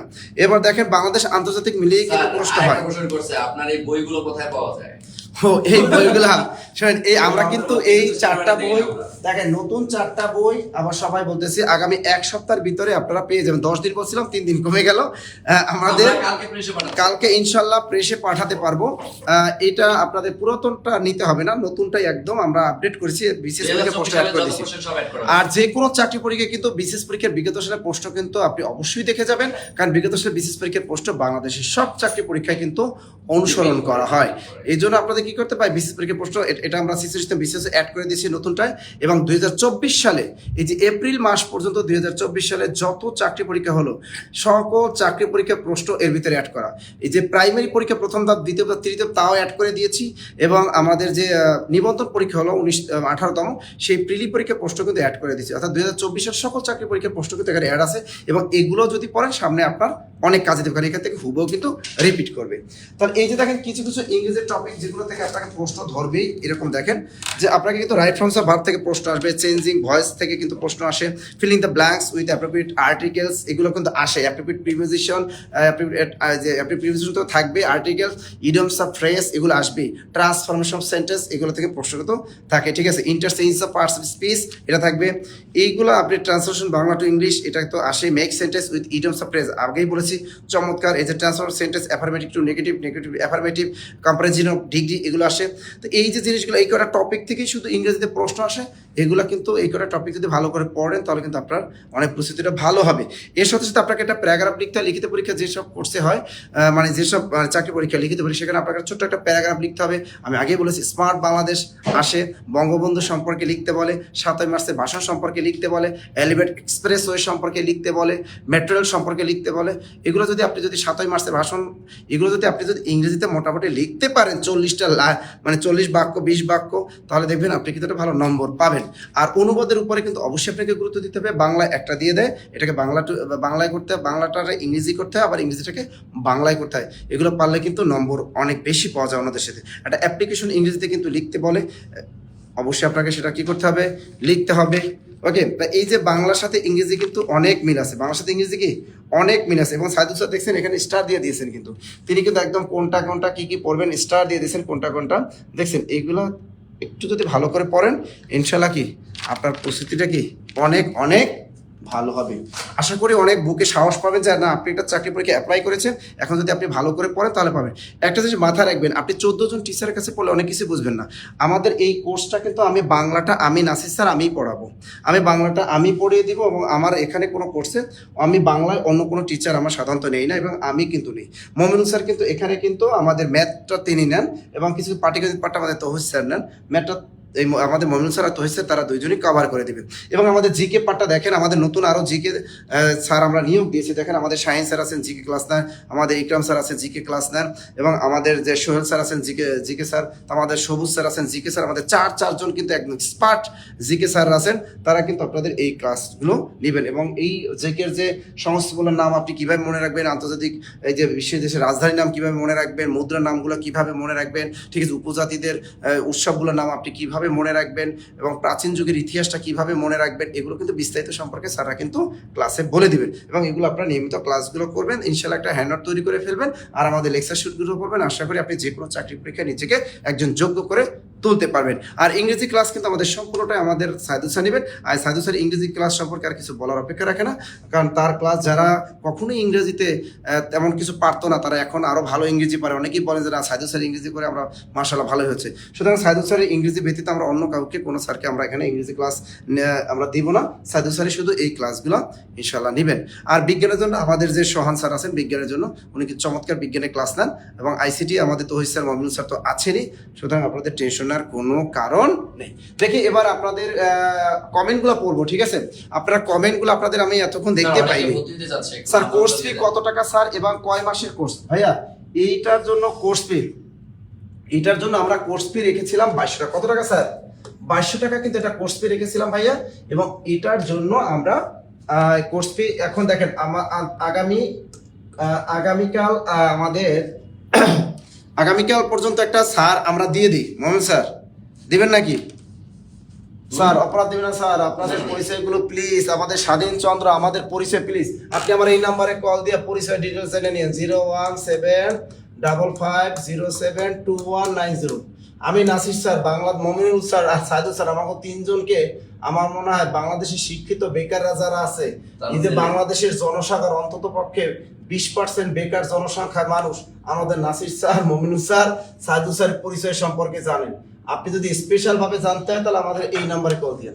ওকে, এটা আমার নাম্বার, ঠিক আছে? যাই হোক স্যার, আমরা পুরাতন হাইলাইটস পড়েছি। এটার কোর্স ফি হলো আমাদের 1950 টাকা। আমাদের কোর্স ফিটা করে দিলাম 1950 টাকা, 1950 টাকা।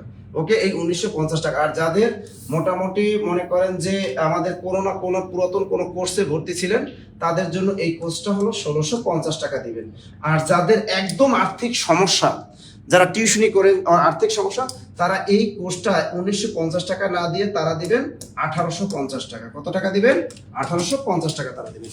হলে হয়ে গেল, খুশি তো? এবার এখন যাদের আর্থিক সমস্যা আছে, যারা টিউশনি পড়াশোনা করেন, অনেক কষ্টে পড়াশোনা করেন, তাদের জন্য এইটা 1850 টাকা দিবেন। ভাইয়া শুধু এই টাকাটা নিছি, তার সাথে যে আপনাদের 4টা বই দিচ্ছি, দেখেন এই যে বই, এটা তো আপনি বাজার থেকে কিনতে গেলে তো, আর এটা বাজারে কোথাও আমরা বিক্রি করি না এগুলা। আপনি এইগুলা তো আপনার কুরিয়ার চার্জও আছে, এগুলো পাঠাতে গেলে কুরিয়ার চার্জও আপনার দেখেন 70 টাকা, 60 থেকে 70 টাকা কুরিয়ার চার্জও লাগে। সুন্দরবন কুরিয়ার আমরা পাঠাই দিই, সেই কুরিয়ার চার্জটাও কিন্তু আমরা দিই। তা দেখেন এই যে আপনি 3 থেকে 4 মাসের এই যে কোর্সটা করলেন, এখানে দেখেন কতটা খরচ। আর সম্পূর্ণ ডিজিটাল এই মাল্টিমিডিয়া ক্লাসরুমে আপনাদের ক্লাস পাঠদান করা হয় এবং এই বইগুলো আমরা কুরিয়ার যোগে আপনাদেরকে পাঠিয়ে দেবো। তবে নতুন বইগুলো যারা এই পুরাতন বই নেবেন, তারা আগামীকাল চাইবেন, পরশু দিনের মধ্যে, একদিনের ভিতরে বই পেয়ে যাবেন। আর যারা নতুন এডিশনের বইটা 4টা নেবেন, তাদের 1 সপ্তাহ ওয়েট করবে, হাতে গুনবেন এখন থেকে 1 সপ্তাহ। ওকে, তারপর বই পেয়ে যাবেন। স্যার দেখে স্যার আর কি আর স্যার 47তম বিসিএস এর কোর্স কত টাকা? 47তম বিসিএস এর কোর্স ফি আমাদের 4000 টাকা। যাদের আর্থিক সমস্যা আছে তারা আমাদের 3500 টাকা দিবেন। স্যার খুলনার দৌলতপুর শাখায় ক্লাস দিবেন কবে? আপনার ক্লাস করার জন্য মুখে আছি। আচ্ছা, তবে একজনে লিখছে স্যার খুলনার দৌলতপুরে কবে? ভাই খুলনার দৌলতপুরের স্টুডেন্টরা, খুলনার শুধু দৌলতপুর না, খুলনা শহর শাখা এবং খুলনা শাখার স্টুডেন্ট লাকি, কারণ আমরা সব হিট টিচার কিন্তু সেখানে যায়। আমি নাসির স্যার যাবো 18-19 তারিখ, 18-19 তারিখ আমি খুলনা শাখায় থাকবো। তা খুলনা শাখায় ক্লাস হবে 2 দিনে, তোরা ফাটাই দেবো একদম। চোরজাপথ থেকে শ্রীকৃষ্ণ কীর্তনের প্রেম লীলা শেষ করে দেবো লিটার স্যার বিসিএস এর ক্লাসে ইনশাল্লাহ। আর ব্যাকরণও শেষ করে দেবো, 2টা চ্যাপ্টার একদম মনে করে সমাস কারো শেষ করে দেবো, ঠিক আছে? তা খুলনা বিএল কলেজের সামনে দৌলতপুর শাখায় দেখা হবে ইনশাল্লাহ, ঠিক আছে? 18-19 তারিখ বলে দিলাম, খুলনা শহর শাখা এবং দৌলতপুর শাখায় দেখা হবে। স্যার বগুড়া শাখা কোথায়? বগুড়া কামারগাড়ি যেখানে আছে শাহিন স্যার, ওটা পরিচালক, সেখানে বগুড়া আজিলা কলেজের পাশে, সেখানে বগুড়া। আগামীকাল আমাদের মমিনুল স্যার সরাসরি থাকবেন এবং তিনি সেখানে সেমিনার নেবেন সকাল 10টায়। সবাই বগুড়াবাসী সেখানে উপস্থিত থাকবেন। আর কোনো প্রশ্ন? আর কোনো, আমাকে যে ফোন দেন, এখন ফোন দেন দেখি। আর কোনো প্রশ্ন? কি প্রশ্ন আছে আরো করেন দেখি। স্যার আমাদের ময়মনসিংহের শাখা ক্লাস দিবেন। 47তম বিসিএস এর কোর্স কত স্যার? আমি নিবন্ধনের কোর্স করেছি আপনাদের। আচ্ছা, যারা আমাদের কোনো না কোনো কোর্স করছেন সঞ্জিদা, আপনারা ওইটা 3000 টাকা দিবেন। তারা কত টাকা দিবেন? 3000 টাকা। ওকে, আচ্ছা, নাম্বারগুলো লিখে দিই। হ্যাঁ, নাম্বারগুলো লিখে দিন। চাপাই নবমগঞ্জে কখন শাখা দিবেন? ইনশাল্লাহ হবে। স্যার রিটেনের অঙ্কগুলো কি শর্টকাট নিয়মে দিলে হবে? রিটেনের অঙ্ক কেন শর্টকাট দেবেন? রিটেন করতে রিটেন করবেন, আপনি কেন শর্টকাট করবেন? তাহলে হবে যে একটা গড় নির্ণয় করবেন, যে এইটা যোগ করবেন, 2 দিয়ে ভাগ করবেন, উত্তর হয়ে গেছে। এই শর্ট টেকনিক দিয়ে তো আর রিটেন ম্যাথ করলে হবে না। স্যার চট্টগ্রাম শাখা দিবেন কখন? আস্তে আস্তে দিই ভাই, আমরা প্রতি মাসে অফলাইনে 1টা করে শাখা দেবে এখন থেকে। আমরা 1টার বেশি শাখা আমরা দিব না। তারপরে এই মাসে 3টা শাখা উদ্বোধন হবে। হ্যাঁ, এটা মনে থাকে, রাখে যান। আচ্ছা স্যার, যশোর কি 11 থেকে 20তম গ্রেডের ক্লাস শুরু হয়েছে? না, যশোর শাখায় 15 তারিখ শুরু হবে।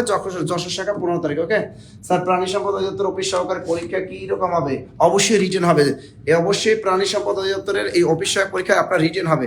আপনার জন্য এই কোর্সটা, আপনার প্রিলি রিটেন একসাথে প্রস্তুতি নেন। ওকে স্যার অনলাইনে লিখিত প্রস্তুতি কেমন হবে? মাশাআল্লাহ, খারাপ না, ভালোই তো হবে। প্রাইমারি অ্যাডভান্স কোর্স ভর্তি হতে কত লাগে? আমি আচ্ছা, প্রাইমারি অনলাইনে যে কোর্স ফি আমাদের 2200 টাকা অ্যাডভান্স, আর যারা আমাদের কোনো না কোনো কোর্সে ভর্তি ছিলেন তাদের জন্য 1650। স্যার সকাল 8টায় কোনো ব্যাচ আছে কি? হ্যাঁ, এই ব্যাচটা আমরা সকাল 9টায়, এই ব্যাচটা আমরা সকাল 9টায় একটা চালু হবে রানিং। আগামী সপ্তাহে আমাদের সকাল 9টায় 10 থেকে 20তম গ্রেডের নতুন একটা কোর্স রান হবে আগামী সপ্তাহে। এটা আমরা করে দিয়েছি সকাল 9টায়, রাতেও থাকবে। হ্যাঁ সকাল 9টা, আর একটা হলো সন্ধ্যা 7টা। আমাদের সকাল, যারা ইচ্ছা বলতে হ্যাঁ পারবে। এই দুইটা কোর্স আমাদের সকাল 9টা, আর একটা হলো সন্ধ্যা 7টা। দুইটা একদম নতুন নতুন ব্যাচ। এই একটা হলো সকাল 9টা, আপনি সকাল 9টায় করতে পারবেন, আর সন্ধ্যা 7টাও করতে পারবেন। এই কোর্সটা হলো আমাদের দুইটা টাইম দেওয়া। ওকে স্যার, যশোর শাখা কোথায়? যশোর শাখা হলো আমাদের ইসের সামনে, ওর নাম কি, ওই যে সেইলর যে শপিং আছে ওই বিল্ডিং এর 4 তলায়, এমএম কলেজ এমএম কলেজ, ওই যে কি জানো, এই আরে গ্রিন বাজার, মসজিদ সড়ক গ্রিন বাজারের সামনে। স্যার ব্রাহ্মণবাড়িয়াতে একটা ব্রাঞ্চ দেন। ওকে, দিব দিব দিব দিব হ্যাঁ।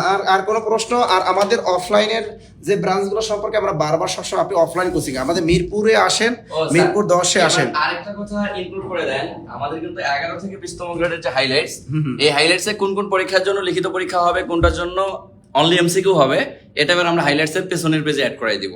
সো টেনশন নিয়েন না, আপনি বুঝতে দিয়েছি তো পারবেন already। হ্যাঁ, আপনারা বুঝতেই পারবেন যে অলরেডি তো দেওয়া হয়েছে, ওটাই বলতেছি যে এবার যে পাবেন আর কি, ওটা তো এটাই পাবেন অলরেডি। আপনারা হচ্ছে ওখানে আপনার প্রিলি কোনটার জন্য প্রস্তুতি নিতে হবে, লিখিতের জন্য কোনটার জন্য প্রস্তুতি নিতে হবে, প্রিলি লিখিত কম্বাইন কোনটার জন্য প্রস্তুতি নিতে হবে, সুন্দর করে লেখা থাকবে।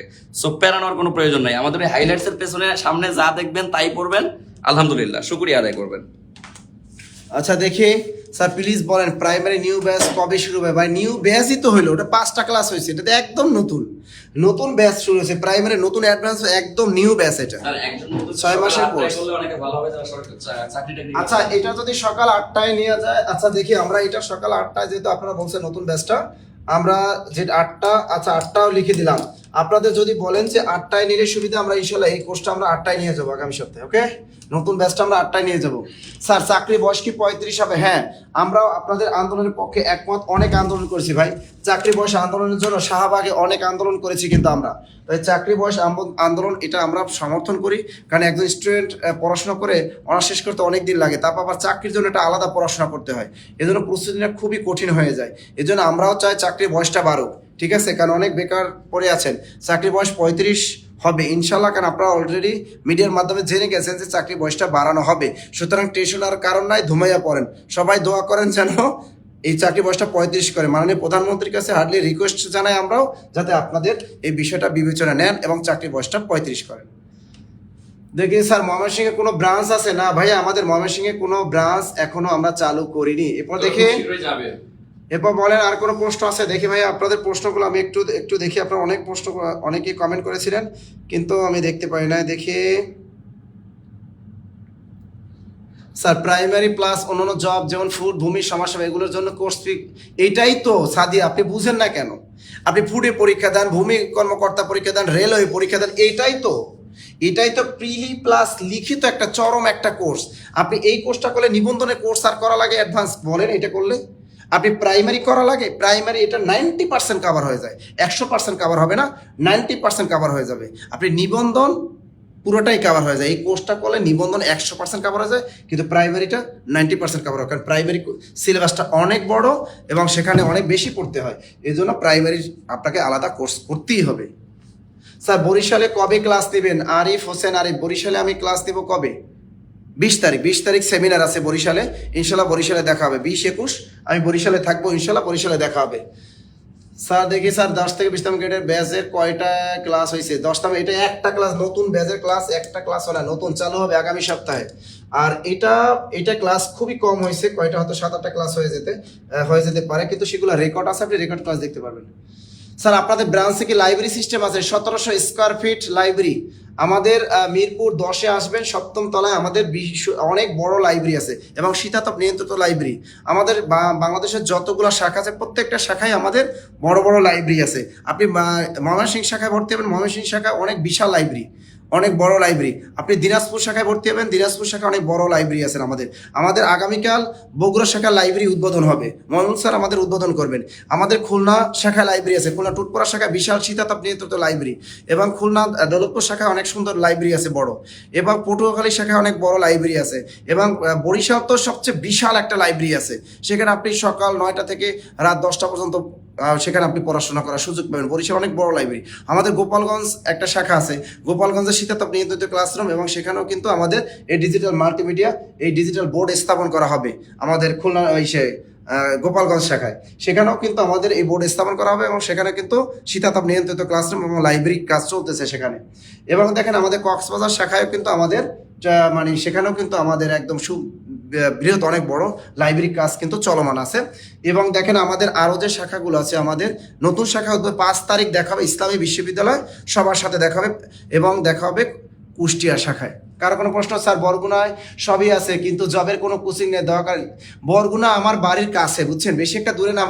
বরগুনা অনেকে আমাকে রিকোয়েস্ট করে স্যার বরগুনা একটা শাখা দেওয়া যায় কিনা। বরগুনাতে রিয়েলি কোনো ধরনের জবের কোচিং নেই। বরগুনার মানুষ অনেক অবহেলিত, ঠিক আছে, এত শিক্ষার দিক থেকে এগিয়ে, তারপরও তারা কি বরগুনা কোনো জবের জন্য কোনো ভালো কোচিং নেই, এটা আমরা অনেকেই বলে।